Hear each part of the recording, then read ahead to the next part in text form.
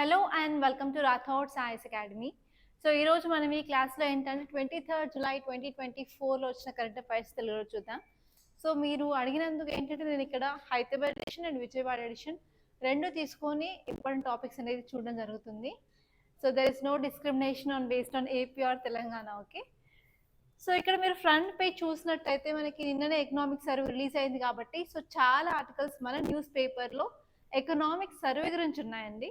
అదే కాకుండా ఈరోజు బడ్జెట్ని కూడా ప్రవేశపెట్టడం జరిగింది కాబట్టి సో బడ్జెట్కి సంబంధించిన ఆర్టికల్స్ కూడా ఉన్నాయి. సో ఆ బడ్జెట్ అండ్ ఎకనామిక్ సర్వేకి సంబంధించిన ఆర్టికల్స్ సపరేట్గా మన రమేష్ సార్, మీ అందరికీ తెలుసు Ramesh sir. So Ramesh sir అనేది స్పెషల్ సిరీస్ అనేది తీసుకురావడం జరుగుతుంది.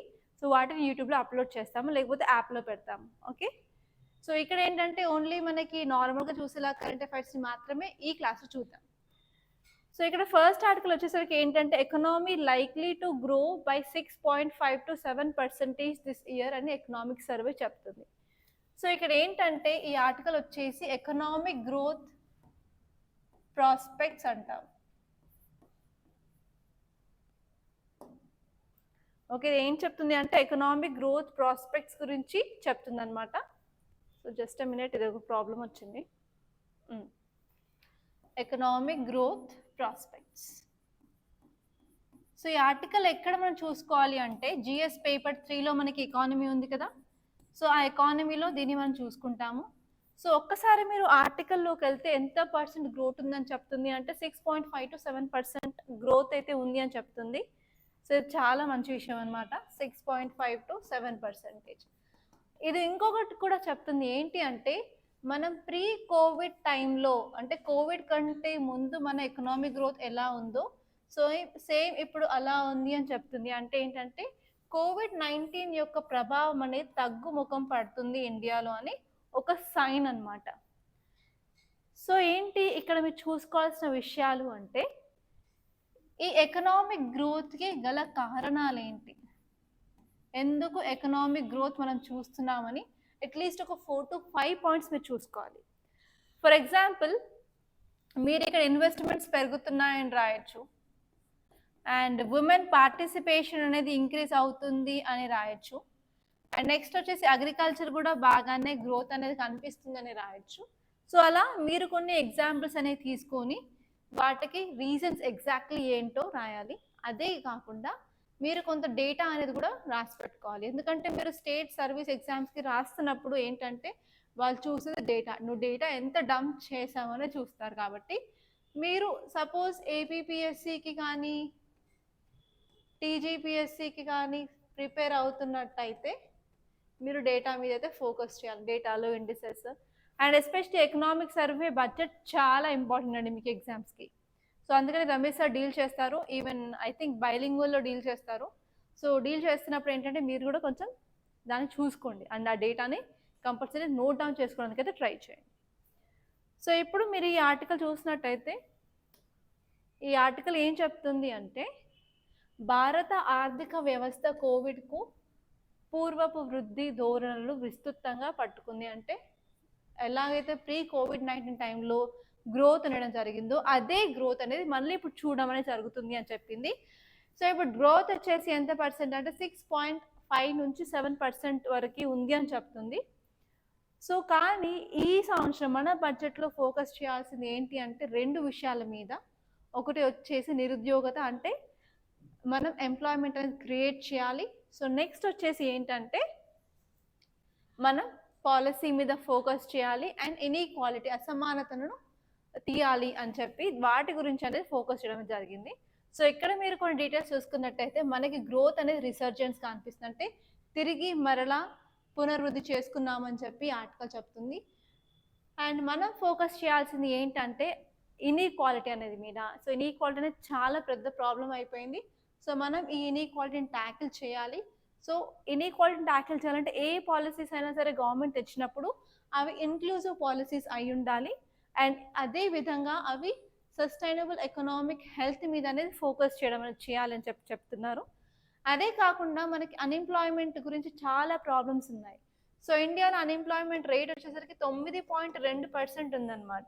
సో దాన్ని తగ్గించడానికి గవర్నమెంట్ తగు మెషర్స్ అనేవి తీసుకోవాలని చెప్పారు. అండ్ నెక్స్ట్ మీరు చూసుకున్నట్టయితే ఈవెన్ కార్పొరేట్ కూడా ప్రాపర్గా గవర్నమెంట్కి అనేది కోఆపరేషన్ కొలాబరేషన్ ఉండడం వల్ల మనం ఎంప్లాయ్మెంట్ ఆపర్చునిటీస్ని ఇంకెక్కువ క్రియేట్ చేయొచ్చు, మళ్ళీ ఇంకా ప్రైవేట్ ఇన్వెస్ట్మెంట్స్ని ఎక్కువ అట్రాక్ట్ చేయొచ్చు అని చెప్పి ఆర్టికల్ చెప్పడం జరిగింది. సో నెక్స్ట్ వచ్చేసి ఈవెన్ ఆర్టిఫిషియల్ ఇంటెలిజెన్స్ని మనం యూస్ చేయడం వల్ల ఏంటంటే మనకు పాజిటివ్స్ ఉన్నాయి, నెగిటివ్స్ ఉన్నాయి. సో పాజిటివ్స్ ఏంటంటే తొందరగా అడ్వాన్స్మెంట్ డెవలప్మెంట్ అవ్వచ్చు, నెగటివ్స్ వచ్చేసరికి అన్ఎంప్లాయ్మెంట్ రేట్ ఇంకా ఫర్దర్గా ఇంక్రీజ్ అవ్వబోతుంది. సో దానికి ఏంటంటే మనకి ప్రాపర్గా బ్యాలెన్స్ అనేది ఉండాలన్నమాట మనం ఆర్టిఫిషియల్ ఇంటెలిజెన్స్ యూజ్ చేసినప్పుడు అని చెప్తున్నారు. అదే కాకుండా మనం ఎప్పుడైనా సరే ఏదైనా ఎకానమీ డెవలప్ అవ్వాలి అంటే రెండింటి మీద ఫోకస్ చేయాలి.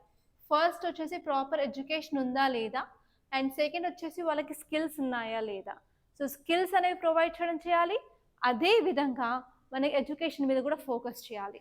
ఇవి రెండింటి మీద ఫోకస్ చేసినట్టయితే ఆ యొక్క గవర్నమెంట్ అనేది ఎకనామిక్ డెవలప్మెంట్ అనేది జరుగుతుందన్నమాట.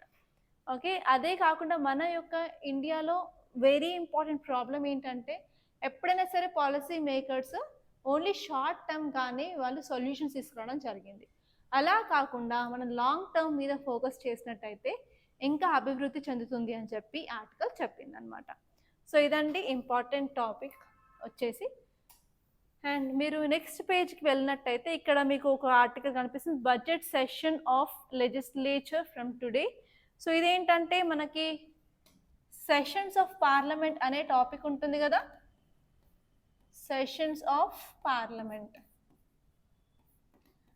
సో మీరు జిఎస్ పేపర్ 2లో పాలిటీ చదివినప్పుడు మీకు ఈ టాపిక్ అనేది వస్తుంది.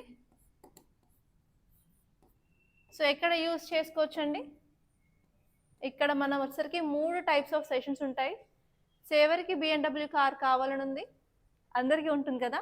సో అదే రాసుకుంటాం మనం ఇక్కడ, BMW, B for budget session, M for monsoon session and W for winter session. మనకి ఈ 3 సమావేశాలు అనేవి ఉంటాయి అన్నమాట. సో ఫస్ట్ వచ్చేసి బడ్జెట్ సెషన్, ఇది లాంగ్ సెషన్ అని కూడా అంటాం మనం. సో మీరు సెషన్స్ ఆఫ్ పార్లమెంట్ చదివినప్పుడు ఇది వస్తుంది అనమాట. సో మీరు BMW గుర్తుపెట్టుకుంటే budget session, monsoon session and next వచ్చేసి వింటర్ సెషన్. ఓకే, సో మీరు ఇంకా కొంత ముందుకు వెళ్ళినప్పుడు ఏంటంటే ఇక్కడ ఒక ఆర్టికల్ కనిపిస్తుందా, demographic changes altering languages of tribal population. So ఇక్కడ టాపిక్ ఏంటంటే ట్రైబల్స్ ఎక్కడ ఉంటారండి, నార్మల్గా అడవులలో ఉంటారు. సో వాళ్ళకంటూ ఒక లాంగ్వేజ్ అయితే ఉంటుంది కదా, ట్రైబల్ లాంగ్వేజ్. ఓకే, సో ఇప్పుడు ప్రాబ్లం ఏంటి అంటే వాళ్ళు చేంజ్ అవుతున్న కొద్దీ, అంటే సొసైటీతో వాళ్ళు కాంటాక్ట్ వస్తున్న కొద్దీ ఏంటంటే కల్చర్ కాంటాక్ట్ అంటాం. సో అలా కాంటాక్ట్ వచ్చినప్పటి నుంచి వాళ్ళ యొక్క లాంగ్వేజెస్ అనేవి డిమినిష్ అవుతున్నాయి అని అంటున్నారు. ఓకే, సో ఇప్పుడు ఈ ఆర్టికల్ని ఆంథ్రోపాలజీ ఆప్షనల్ ఎవరైతే తీసుకుంటారో వాళ్ళకి ఇది చాలా యూజ్ అవుతుంది. అదే కాకుండా ట్రైబ్స్ వాళ్ళు మన సొసైటీలో పార్ట్ కాబట్టి, అండ్ ఈవెన్ లాంగ్వేజెస్ అనేది మన కాన్స్టిట్యూషన్లో డిఫరెంట్ ఆర్టికల్స్ అనేవి కూడా చెప్తున్నాయి కాబట్టి, అండ్ ఈవెన్ మనకి స్కెడ్యూల్డ్ లాంగ్వేజెస్ కూడా ఉన్నాయి, 2 లాంగ్వేజెస్. సో ఆ టాపిక్ నుంచి కూడా మీరు దీన్ని కనెక్ట్ చేసుకోవడం అనేది చేయొచ్చు. సో అక్కడ ఇంపార్టెంట్ టాపిక్స్ ఏంటంటే రీసెంట్గా CSIR centre for cellular and molecular biology అనేది ఒక Austro Asiatic language of tribal groups గురించి చదవడం జరిగింది. సో ఆ స్టడీలో ఏంటంటే డెమోగ్రఫీ అంటే నెక్స్ట్ జనరేషన్, ఆ జనరేషన్ వచ్చే కొద్దీ ఏంటంటే లాంగ్వేజెస్ అనేవి చచ్చిపోతున్నాయని చెప్తుంది. సో ఇప్పుడు ఇండియాలో రీసెంట్ డేటా చూసినట్టయితే ఓన్లీ 5% ఇండియన్స్ మాత్రమే ఆస్ట్రో ఏషియాటిక్ లాంగ్వేజెస్ అనేది మాట్లాడుతున్నారు. అండ్ ఈ ఆస్ట్రో ఏషియాటిక్ లాంగ్వేజెస్ అనేది చాలామంది ట్రైబల్ పీపుల్కి సంబంధించిన వాళ్ళు, అంటే ఒడిస్సా, ఛత్తీస్గఢ్ అండ్ జార్ఖండ్కి సంబంధించిన ట్రైబల్ పీపుల్ అనేది మాట్లాడడం జరుగుతుంది. కానీ ఇప్పుడు ఓన్లీ 5% మాత్రమే ఈ లాంగ్వేజెస్ ఉన్నాయి అని చెప్తున్నారు. అండ్ అదే విధంగా ఇంకొక లాంగ్వేజ్ ఏంటంటే మనకి ఇండో యూరోపియన్ లాంగ్వేజ్ కూడా ఉంటుంది. సో ఇలా డిఫరెంట్ టైప్స్ ఆఫ్ లాంగ్వేజ్ చూసుకోవాలి, ఎక్కడ ఏ పీపుల్ వాళ్ళు మాట్లాడుతున్నారు. అండ్ ఎస్పెషల్లీ మీరు ఆంథ్రోపాలజీ బ్యాక్గ్రౌండ్ అయితే మీకు క్లియర్గా చాలా ఇంపార్టెంట్ అనమాట అది. సో ఇప్పుడు మీరు కొంత ముందుకు వెళ్ళినప్పుడు ఇక్కడ ఒక ఆర్టికల్ ఉంది, ఒకసారి చూడండి. Anti narcotics bureau cracks down against drug menace. So మన తెలంగాణలో ఎస్పెషల్లీ ప్రాబ్లం ఏంటి అంటే ఈ డ్రగ్స్కి వ్యసనం అయిపోవడం, అంటే హ్యాబిచువేట్ అయిపోవడం. సో డ్రగ్స్ తీసుకోవడం వల్ల ఏంటంటే క్రైమ్స్ అనేవి ఇంక్రీజ్ అవుతూ ఉంటాయి. సో అందుకని మీరు ఇప్పుడు Group 1 ఎస్సే రాస్తున్నా కూడా సొసైటీలో మీరు చూడాల్సిన ఈ టాపిక్ ఏంటి అంటే drug menace and crimes in Telangana state చూసుకోవాల్సిన అవసరం ఉంది. సో ఇప్పుడు ఈ ఆర్టికల్ చూస్తుంటే ఏంటంటే డ్రగ్ కన్జ్యూమర్స్ ఎస్పెషల్లీ ఎక్కడంటే కాలేజెస్లో ఎక్కువ ఇంజనీరింగ్ కాలేజెస్, సిబిఐటి, సో అలాంటి కాలేజెస్లో ఈజీగా అవైలబిలిటీలో ఉన్నాయి. దానివల్ల ఏంటంటే వీళ్ళందరూ అలవాటు పడిపోతున్నారు. సో ఇలాంటి ఒక దాన్ని ఛేదించింది, ఒక ఇన్వెస్టిగేషన్ని యాంటీ నార్కోటిక్స్ బ్యూరో అనేది చేయించడం జరిగింది. సో మీరు ఇక్కడ చూడాల్సింది ఏంటంటే ఈ యాంటీ నార్కోటిక్స్ బ్యూరో అంటే ఏంటి, దాని యొక్క ఫంక్షన్స్ ఏంటి, రెస్పాన్సిబిలిటీస్ ఏంటి, అదొకసారి చూసుకోవాల్సిందన్నమాట. అండ్ మీరు ఇంకా నెక్స్ట్ ఎడిటోరియల్ పేజ్కి వెళ్ళినట్టయితే మనకు కొన్ని ఆర్టికల్స్ అయితే ఉన్నాయి. సో ఇది బడ్జెట్ సెషన్, ఆల్రెడీ దీని గురించి చెప్పేశాను. ఓకే, ఇక్కడ ఇంకొక ఆర్టికల్ వచ్చేసి Revanth seeks central government help for Musi river front development project. So ఈ ఆర్టికల్ ఏంటి అంటే మూసీ రివర్ ఎస్పెషల్లీ ఎక్కడ ఉంటుంది, మన హైదరాబాద్ సిటీలో కూడా మూసీ ఉంటుంది. మీరు అశోక్ నగర్లో ఉన్నట్టయితే అశోక్ నగర్ నుంచి ఈ మూసీ రివర్ అనేది ఫ్లో అవుతుంది. బట్ ఒక్కసారి మీరు అక్కడికి వెళ్తే మాత్రం వాసన భరించలేరు, సో అంత బ్లాడ్ స్మెల్ వస్తుంది. సో అందుకని ఏంటంటే మన కొత్త గవర్నమెంట్ ఫామ్ అయింది కదా తెలంగాణ స్టేట్లో, ఆ తెలంగాణ స్టేట్ కొత్త గవర్నమెంట్ యొక్క ఒక ఇంపార్టెంట్ ప్రాజెక్ట్ ఏంటంటే మూసీ రివర్ని డెవలప్మెంట్ చేయడం అనమాట. సో దానికి వాళ్ళు ఏమనుకున్నారు అంటే అరౌండ్ 4,000 కోట్ల రూపాయలు తీసుకుంటామని అనుకున్నారు. కానీ అది కాస్త ఇంకొంచెం ఎక్కువ అవుతుంది కాబట్టి సో వాళ్ళు సెంట్రల్ నుంచి హెల్ప్ని అడగడానికి ట్రై చేస్తున్నారు. సో మీరు ఏంటంటే మూసీ రివర్ గురించి కొన్ని ఫ్యాక్ట్స్ తెలుసుకోవాలి, లైక్ ఎక్కడ పుట్టింది, సో దానికి సంబంధించిన ట్రిబ్యూటరీస్ ఏంటి, ఇది ఏ రివర్ ట్రిబ్యూటరీ, అలా కొన్ని ఫ్యాక్ట్స్ అనేది తెలుసుకోవాలి. సో ఇక్కడ సరికి ఇంకొక ఆర్టికల్ ఏంటంటే 11 of those in contact list of deceased Kerala boy test negative for Nipah. So నిన్న ఏంటంటే మన కేరళలో నిఫా వచ్చిన అబ్బాయి 14 సంవత్సరాల నుంచి 15 సంవత్సరాల అబ్బాయి చనిపోయాడని చెప్పాం కదా. దాని తర్వాత ఈ నిఫా వచ్చేసి వెంటనే స్ప్రెడ్ అవుతూ ఉంది, వాళ్ళు ఎవరితో కాంటాక్ట్లే ఉంటే. అప్పుడు ఏంటంటే హెల్త్ మినిస్ట్రీ కూడా కంటైన్మెంట్ వార్డ్స్, క్వారంటైన్ అని చెప్పారు కదా. సో వాళ్ళు ఏంటంటే 11 మందిని ఐడెంటిఫై చేశారు, ఆ అబ్బాయి మాట్లాడిన వాళ్ళు. సో వాళ్ళకు టెస్టులు చేయడం జరిగింది, అందులో ఏంటంటే ఎవరికి పాజిటివ్ అనేది రాలేదన్నమాట. సో ఇది ఒక గుడ్ న్యూస్. అండ్ నెక్స్ట్ ఇక్కడ చూసుకుంటే boy survives infection from brain eating amoeba. So నిన్ననే మనం తెలుసుకున్నాము ఏంటంటే అరౌండ్ 5 కేసులు వచ్చాయి ఈ అమీబో మెనింజైటిస్ కేసెస్ అనేవి. సో ఒక అబ్బాయి అనేది సర్వైవ్ అయ్యాడు ఈ అమీబా నుంచి అని చెప్తున్నారు. సో ఇది కూడా కొత్త విషయం ఏం కాదు, పాతది. సో జస్ట్ ఇది ఒక అప్డేట్ అనమాట, అంతే. సో ఇప్పుడు మీరు ఎడిటోరియల్కి వెళ్ళినప్పుడైతే సో ఇక్కడ ఈ ఆర్టికల్ చాలా ఇంపార్టెంట్గా కనిపిస్తుంది. ఈ ఆర్టికల్ టైటిల్ వచ్చేసి heat stress is more than A degree of concern. So ఇక్కడ మనం ఫోకస్ చేయాల్సింది హీట్ స్ట్రెస్ అనమాట. సో ఒకసారి మనం దీన్ని ఈజీగా ట్రై చేద్దాము, ఎలా ట్రేస్ చేయాలి ఏంటి అని. సో ఇక్కడ వచ్చేసి హీట్ స్ట్రెస్ కానీ హీట్ వేవ్ అని అనొచ్చు. సో ఈ టాపిక్ వచ్చేసి మనం జిఎస్ పేపర్ 1 జియోగ్రఫీలో చదువుకుంటాము. సో డెఫినేషన్ ఏంటి చదువుకుందాము. సో ఎప్పుడైనా సరే మీరు డెఫినేషన్ చూసినట్టయితే అథెంటికేటెడ్ డెఫినేషన్ అంటాము, అంటే ఫర్ ఎగ్జాంపుల్ ఐఎండి కానీ వరల్డ్ మెట్రలాజికల్ ఆర్గనైజేషన్ కానీ ఇచ్చిన డెఫినేషన్. సో ఇక్కడ వచ్చేసరికి ఏంటంటే ఐఎండి ఏం చెప్పింది అంటే ప్లెయిన్స్లో, కోస్టల్ ఏరియాస్లో, నెక్స్ట్ వచ్చేసి హిల్లీ రీజియన్స్లో సర్టెన్ టెంపరేచర్ అనేది చెప్పింది అనమాట. సో ప్లెయిన్స్లో వచ్చేసి 40 degrees కంటే ఎక్కువ టెంపరేచర్ ఉంటుందని హీట్ వేవ్స్ అనడం జరుగుతుంది. కోస్ట్ ఏరియాస్లో వచ్చేసి 37 degrees కంటే ఎక్కువ. సో అలా మనకి హిల్లీ రీజియన్స్లో అలా మన క్రైటీరియా అనేది ఉండడం జరిగింది అనమాట. సో అదే చూసుకోవాలి. అదే కాకుండా మనం ఈ హీట్ వేవ్స్ రావడానికి గల కాసెస్ అంటే కారణాలు ఏంటి, అండ్ హీట్ వేవ్ వచ్చిన తర్వాత మనకి ఇంపాక్ట్ ఏం ఉంటుందో కూడా చూసుకోవాలన్నమాట. ఓకే, అండ్ నెక్స్ట్ వచ్చేసి మనకు జిఎస్ పేపర్ 3లో ఎన్వైర్న్మెంట్ అండ్ ఈకాలజీ ఉంటుంది కదా. సో ఎన్వైర్న్మెంట్ అండ్ ఈకాలజీలో కూడా ఈ హీట్ వేవ్స్ అనేది చదువుకుంటాము. సో హీట్ వేవ్స్ రావడానికి గల ఇంపార్టెంట్ రీజన్ ఏంటి అంటే climate change. So climate change మన ఎన్వైర్న్మెంట్లో పార్టే కదా, అవునా.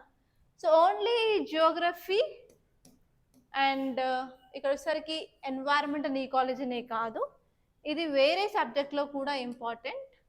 ఏంటంటే జిఎస్ పేపర్ 3లో మనం ఎకానమీ చదువుకుంటాం కదా అక్కడ. సో హీట్ వేవ్స్ వల్ల ఏమవుతుందంటే లేబర్ ప్రొడక్టివిటీ అనేది తగ్గుతుంది, లేబర్ ప్రొడక్టివిటీ. సో ఇక్కడ హీట్ వేవ్స్ లేబర్ ప్రొడక్టివిటీ ఎలా తగ్గుతుంది అని చెప్పి ఈ ఆర్టికల్లో అయితే చెప్పడం జరిగింది అనమాట. ఓకే, ఇది ఎకనామీ పాయింట్ ఆఫ్ వ్యూలో హీట్ వేవ్స్ని అనలైజ్ చేస్తున్నాము.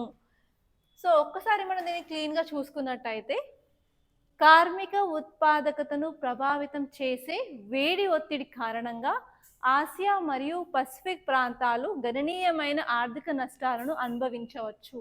అంటే ఆర్టికల్ ఏం చెప్తుంది అంటే, హీట్ వేవ్స్ మూలంగా especially Asia and Pacific reason అనేవి చాలా ఎక్కువ హీట్ని రిసీవ్ చేసుకుంటాయి, దానివల్ల వాటికి అయితే ఇంపాక్ట్ అయితే ఉంటుంది అని చెప్తుంది. సో ఒక్కసారి మీరు హీట్ వేవ్స్ అనేవి ఎందుకు ఇంక్రీజ్ అవుతున్నాయి ఏంటో చూసుకోవాలా. సో ఎప్పుడైనా సరే హీట్ అనేది ఇంక్రీజ్ అవడం వల్ల ఏంటి, ఎందుకు అవుతుంది, నార్మల్గా క్లైమేట్ చేంజ్ వల్ల అవుతుంది కదా, దానివల్ల హెల్త్ మీద నెగటివ్ ఇంపాక్ట్స్ అయితే ఉంటాయి, అండ్ దానివల్ల కూడా ప్రొడక్టివిటీ అనేది డిక్రీజ్ అవుతుంది. సో ప్రొడక్టివిటీ డిక్రీజ్ అవడం వల్ల ఎకనామిక్ స్టెబిలిటీ కూడా తగ్గడం జరుగుతుంది. అండ్ నెక్స్ట్ వచ్చేసి ఎస్పెషల్లీ కొంతమంది పాపులేషన్ చాలా వల్నరబుల్ అనమాట. ఎవరైతే అగ్రికల్చర్ వ్యవసాయంలో పనిచేస్తున్నారో, లేకపోతే కన్స్ట్రక్షన్ సైట్స్ అంటే కట్టడాలలో పనిచేస్తున్నారో, సో వాళ్ళ మీద ఎక్కువ ఇంపాక్ట్, వాళ్ళ మీద ఎక్కువ నెగటివ్ థింగ్స్ అనేవి చూడడం అనేది జరుగుతుంది అనమాట. సో ఈ విషయం నేను కాదు చెప్పేది, ILO అంటే ఇంటర్నేషనల్ లేబర్ ఆర్గనైజేషన్ అనేది చెప్తుంది అనమాట. సో ఇంటర్నేషనల్ లేబర్ ఆర్గనైజేషన్ ఏం చెప్తుంది అంటే, సో పని చేసే గంటలు అనేవి తగ్గిపోతాయి, దానివల్ల జీడిపి కాంట్రిబ్యూషన్ అనేది తగ్గిపోతుంది అని చెప్తుంది. సో ఇక్కడ మీరు చూసుకున్నట్టయితే టెంపరేచర్ ఇంక్రీజ్ అవడం వల్ల వర్కర్స్ ప్రొడక్టివిటీ అనేది డిక్రీజ్ అవుతుంది. అక్కడిక్కడ కూర్చొని ఆరాం అంటే రెస్ట్ తీసుకోవడానికి ట్రై చేస్తూ ఉంటారు, చల్లగా గాడుపు రావడానికి, చెమట వస్తుంది, సో తూడ్చుకోవడానికి అక్కడ కూర్చొని కొంచెం కొంచెం ఏమంటే రెస్ట్ తీసుకోవడానికి ఎక్కువ ట్రై చేస్తారు, కాబట్టి ఎక్కువ సేపు కంటిన్యూస్గా వర్క్ అనేది చేయలేరు అనమాట.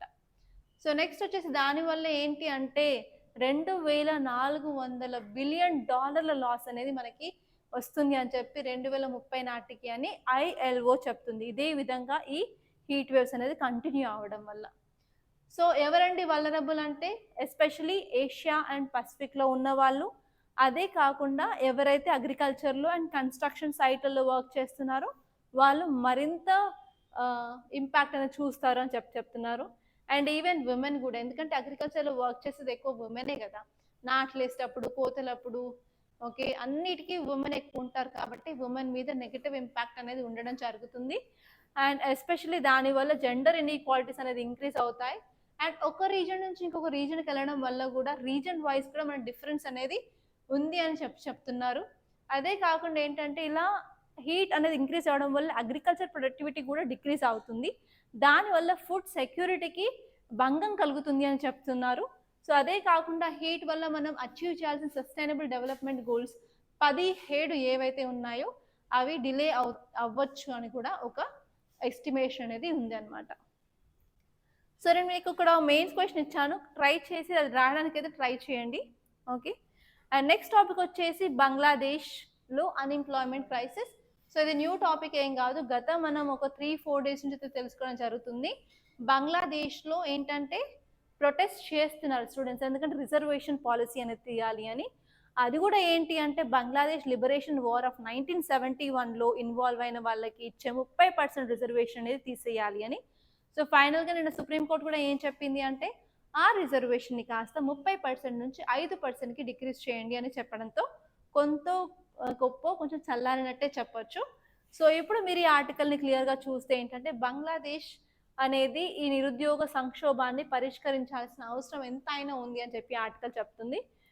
సో ఇలా ఏంటంటే స్టూడెంట్స్, సిటిజన్స్ అనేవి గవర్నమెంట్కి అగేన్స్ట్గా రివోల్ట్స్ కానీ, ప్రొటెస్ట్లు కానీ, నిరసనలు కానీ చేయడం వల్ల ఏంటంటే ఇలా గవర్నమెంట్కి అండ్ స్టేట్కి మధ్యలో, గవర్నమెంట్ అండ్ స్టూడెంట్స్ అండ్ సిటిజన్స్కి మధ్యలో భేదాలు అనేవి పెరుగుతాయని చెప్తున్నారు.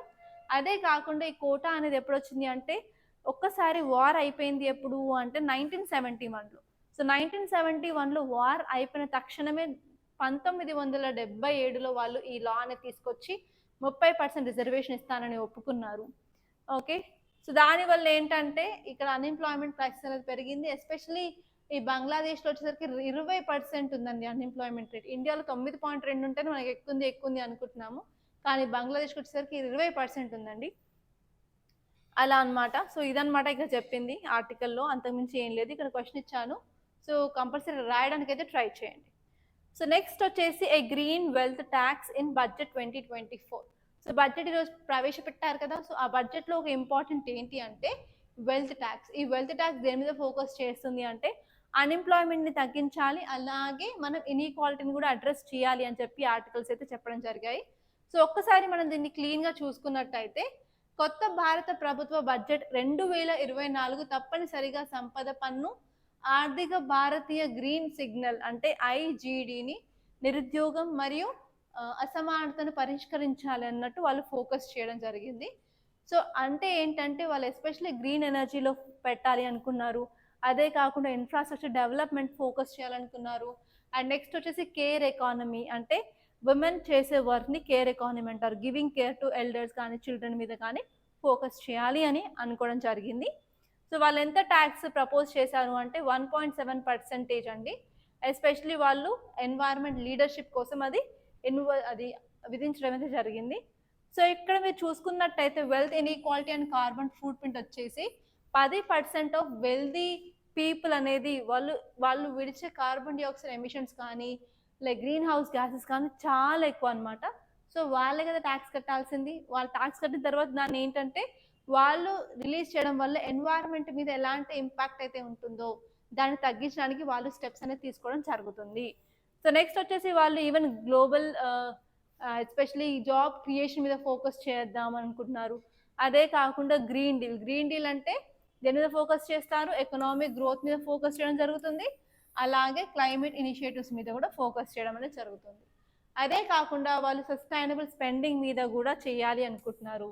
అంటే 10% జీడిపి ఏంటంటే COVID-19 రికవరీ తర్వాత గ్రీన్ ఇనిషియేటివ్స్ మీద ఫోకస్ చేయాలనుకున్నారు. సో దానివల్ల ఏంటంటే లాంగ్ టర్మ్ సస్టైనబిలిటీ అనేది ఉండడం అనేది జరుగుతుంది. సో అదే కాకుండా కేర్ ఎకానమీ కూడా ఫోకస్ చేయడం వల్ల ఏంటంటే ఉమెన్ ఎంపవర్మెంట్ అనేది చేయొచ్చు, సోషల్ ఇన్ఈక్విటీని తగ్గించవచ్చు, అలాగే మనం స్ట్రాంగ్ వర్క్ ఫోర్స్ క్రియేట్ చేయొచ్చు అండ్ పీపుల్ని హెల్దియర్గా చేయొచ్చు అనమాట.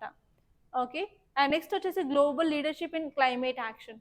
సో ఇలాంటి మెజర్స్ తీసుకోవడం వల్ల ఏంటంటే మనం క్లైమేట్ చేంజ్ని ఈజీగా ట్యాకిల్ చేయొచ్చు. అదే కాకుండా మనకు కొన్ని ఇన్నోవేటివ్ సొల్యూషన్స్, ఎకనామిక్ గ్రోత్ వాటన్నిటి మీద ఫోకస్ చేసే అవకాశం అయితే ఉంది అని ఆర్టికల్ చెప్పడం జరిగింది. సో ఇక్కడ మీరు ఎగ్జాక్ట్గా ఫోకస్ చేసినట్టయితే ఇండియా ఒక గ్రీన్ డీల్ దేనికి సంబంధించింది, ఎన్వైర్న్మెంట్ సస్టైనబిలిటీకి అలాగే ఎకనామిక్ డెవలప్మెంట్ రెండింటి మీద అనేది ఫోకస్ చేయడం అనేది జరిగింది అనమాట. సో నేను మీకు ఇక్కడ క్వశ్చన్స్ ఇచ్చాను, సో ఆన్సర్ చేయడానికి ట్రై చేయండి. సో కింది వాటిలో భారతదేశ గ్రీన్ డీల్లో కీలకమైన అంశం ఏంటి? సో 4 ఇచ్చాను, సో చెప్పండి కంపల్సరీ ఆన్సర్. అండ్ నెక్స్ట్ వచ్చేసరికి how and when a bill can be defined as money bill. So ఇక్కడ కీ టాపిక్ ఏంటంటే మనం ఫోకస్ చేయాల్సింది మనీ బిల్. సో ఈ మనీ బిల్ ఎందుకు న్యూస్లో ఉంది, ఏమైనా ఐడియా ఉందా? సో రీసెంట్గా మనం క్లాస్లో చెప్పుకున్నాం ఏంటంటే, సో మన సెంట్రల్ గవర్నమెంట్ ఏంటంటే మోస్ట్ ఆఫ్ ద బిల్స్, అన్ని ఇంపార్టెంట్ బిల్స్ ఈ మనీ బిల్ రూపంలో పాస్ చేయడం అయితే జరిగింది. సో ఎందుకు అంటే మనీ బిల్లో లోక్సభకి ఎక్కువ పవర్స్ అయితే ఉన్నాయి కాబట్టి ఈ రాజ్యసభని డైవర్ట్ చేయడానికి బిల్స్ అనేవి మనీ బిల్ లాగా ప్రవేశపెట్టడమే జరిగింది. సో ఇక్కడ ఏంటంటే ఎవరు ఈ మనీ బిల్ని డిసైడ్ చేస్తున్నారు, ఆ బిల్ మనీ బిల్లా కాదా అని అంటే స్పీకర్ యొక్క పాత్ర చాలా ఎక్కువగా ఉంటుందన్నమాట. సో ఈ టాపిక్ వచ్చేసి మనకి జిఎస్ పేపర్ 2 పాలిటీలో చదువుకుంటాము. మీరు పార్లమెంట్ టాపిక్ లక్ష్మీకాంత్లో చదువుకున్నట్టయితే అక్కడ మనకి డిఫరెంట్ టైప్స్ ఆఫ్ బిల్స్ వస్తాయి. సో మనకి ఎన్ని టైప్స్ ఉంటాయంటే బిల్స్ 4 టైప్స్. ఫస్ట్ వచ్చి ఆర్డినరీ బిల్, సెకండ్ వచ్చేసి money bill, financial bill and constitutional amendment bill అనమాట. సో ప్రతి బిల్కి ఏంటంటే డిఫరెన్స్ కూడా మీరు చూసుకోవాల్సిన అవసరం అయితే ఉంది. సో ఇప్పుడు ఈ ఆర్టికల్ చూసినట్టయితే కొన్ని చట్టాలను మనీ బిల్లుగా వర్గీకరించడాన్ని సవాలు చేస్తూ దాఖలైన పిటిషన్లను పరిశీలించేందుకు భారత ప్రధాన న్యాయమూర్తి అంగీకరించారు. సో ఇప్పుడు రీసెంట్గా ఏంటంటే ఇవన్నీ ఫైల్స్ అన్నీ వెళ్ళాయి, సుప్రీంకోర్టులో పిటిషన్స్ అయ్యాయి. సో కాబట్టి ఇప్పుడు మన సిజే అనేది ఈ బిల్స్ చూడడం అనేది జరుగుతుంది అనమాట. సో అందుకే ఇది న్యూస్లో ఉంది. సో వాటికి తగ్గ ఎగ్జాంపుల్స్ ఏంటంటే ఆధార్ యాక్ట్ ఒకటి, ఫైనాన్స్ బిల్ ఒకటి, పిఎంఎల్ఏ బిల్ ఒకటి, జిఎస్టీ బిల్ ఒకటి. సో ఇవన్నీ మనం ఈ మనీ బిల్ రూపంగానే దాన్ని పాస్ చేయడం అయితే జరిగిందనమాట. సో ఇప్పుడు మీరు కొన్ని డీటెయిల్స్ చూసుకున్నట్టయితే ఎస్పెషలీ మన రాజ్యాంగంలో ఏ ఆర్టికల్ మనీ బిల్ని సూచిస్తుందో తెలుసుకోవాలి. సో ఇక్కడ వచ్చేసి ఆర్టికల్ 110 అనమాట. ఆర్టికల్ 110 అనేది ఈ మనీ బిల్ గురించి చెప్పడం జరిగింది. సో అదే చూసుకోవాలి.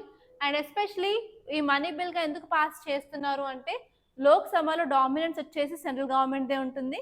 సో అందుకని రాజ్యసభని డైవర్ట్ చేయడానికి ఇది యూజ్ చేసుకోవచ్చు. అండ్ నెక్స్ట్ వచ్చేసరికి ఇప్పుడు మన సుప్రీం కోర్ట్ అనేది యాక్సెప్ట్ చేసింది ఈ పిటిషన్స్ తీసుకోవడానికి. అండ్ నెక్స్ట్ వచ్చేసరికి స్పీకర్ యొక్క సర్టిఫికేషన్ కూడా చూసుకోవాలండి. ఎందుకంటే స్పీకర్కి చాలా ఇంపార్టెంట్ రూల్ ఉంది, అంటే స్పీకర్ డిసైడ్ చేస్తారు అది వచ్చేసి మనీ బిల్లా కాదా అని. అండ్ దానివల్ల ఏంటంటే మనకి చాలాసార్లు మిస్యూజ్ ఆఫ్ పవర్ అనేది జరగడం జరుగుతుంది. ఎందుకంటే నార్మల్గా స్పీకర్ వచ్చేసి మెజారిటీ పార్టీ నుంచే ఉంటారు కాబట్టి. ఓకే, సో ఇదండి మీరు చూసుకోవాల్సింది. ఎస్పెషల్లీ ఇక్కడ మీరు క్రైటీరియా చూసుకోవాలి, ఏ బిల్లులని మనీ బిల్ అని అంటారు అని. సో ఇక్కడ వచ్చేసి ట్యాక్స్కి సంబంధించింది, ట్యాక్స్ పెంచడం కానీ తగ్గించడం కానీ ఎనీ చేంజెస్ ఇన్ ట్యాక్స్, ఆ బిల్ వచ్చేసి మనకు మనీ బిల్ అవుతుంది.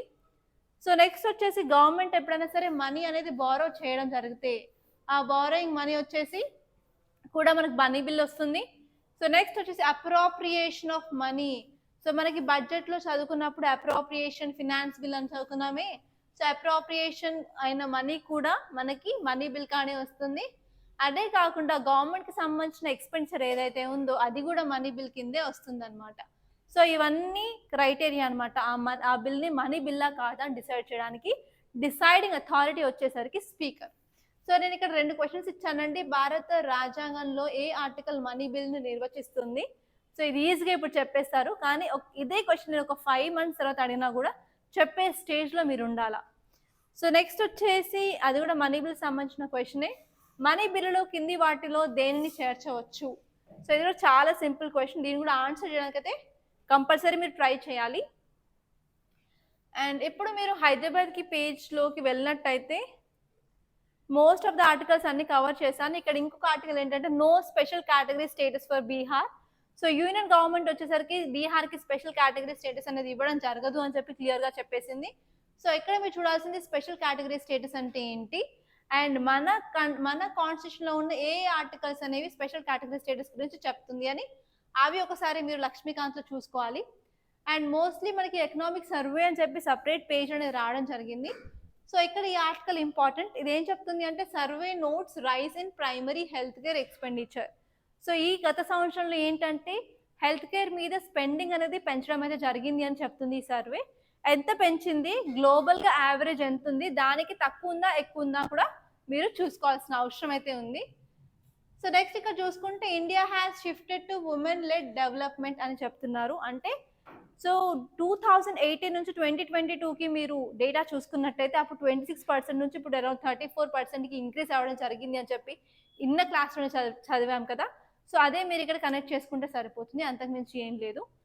సో నెక్స్ట్ వచ్చేసి mental health is a key driver of individual national development. So హెల్త్లో ఏంటంటే మనకి 2 కాంపోనెంట్స్ ఉంటాయి. ఇక్కడ వచ్చేసి ఫిజికల్ హెల్త్, ఓకే, అంటే మనం ఎలా కనిపిస్తున్నాము. సో మెంటల్ హెల్త్ వచ్చేసి మన మెంటల్ స్టేటస్ బట్టి.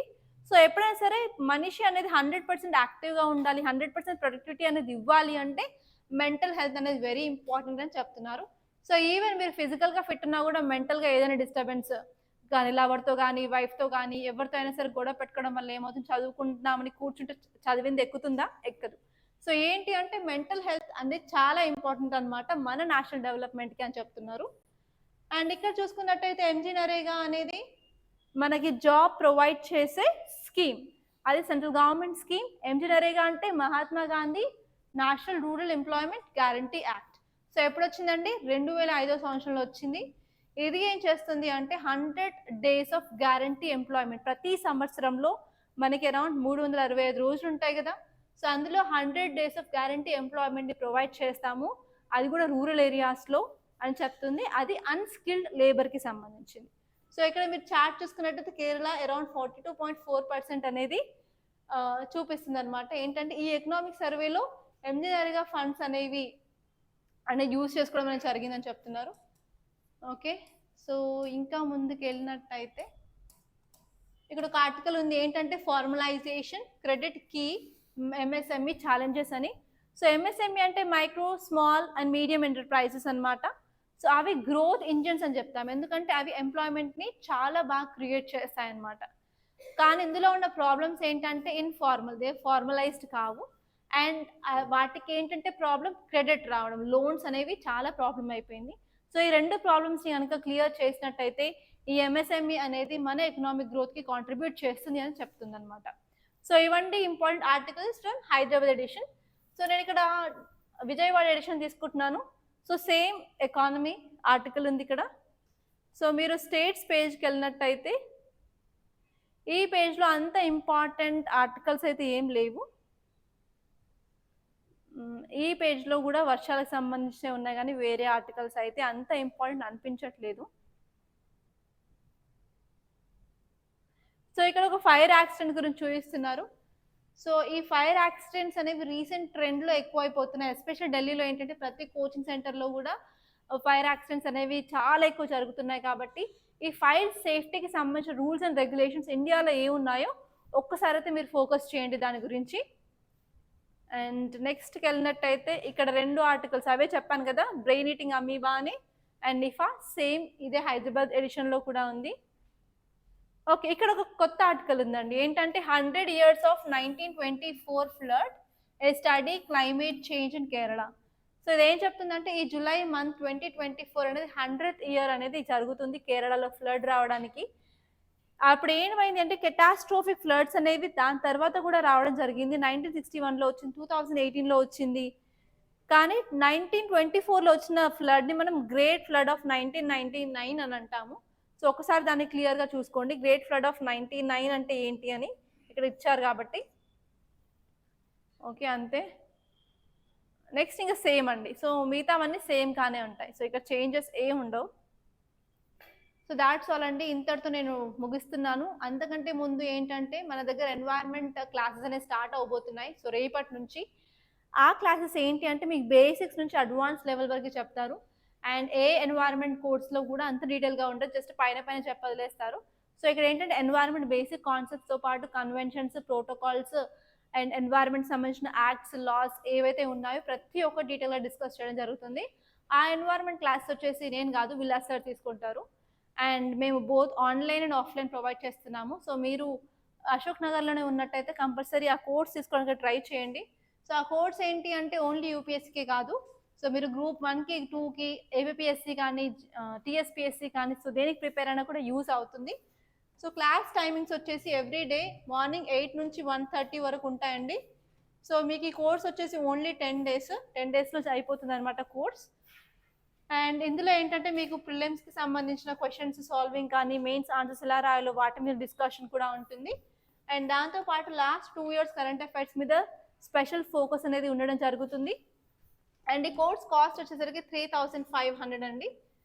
సో మీకు బోత్ ఆన్లైన్ అండ్ ఆఫ్లైన్లో అవైలబిలిటీగా ఉంది. సో మీరు నాతో మాట్లాడాలి కోర్స్ గురించి అనుకుంటే ఈ నెంబర్కి కాల్ చేయొచ్చు, 8074765513.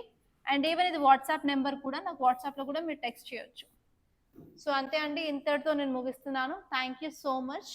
సో తప్పకుండా ఈ క్లాస్ కనుక మీకు నచ్చినట్టయితే లైక్ చేయండి, అలాగే మీ ఫ్రెండ్స్ కూడా షేర్ చేయండి.